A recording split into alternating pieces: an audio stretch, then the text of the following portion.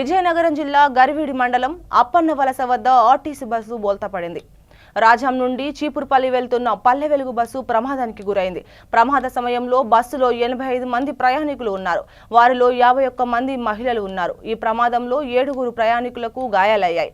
చికిత్స కోసం వారిని చీపురుపల్లి ఏరియా ఆసుపత్రికి తరలించారు. సంక్రాంతి సెలవుల తర్వాత బస్సులు ప్రయాణికులతో కిక్కిరిసి ఓవర్లోడ్ అవుతున్నాయి. ఓవర్లోడ్ ఈ ప్రమాదానికి కారణమని గుర్తించారు.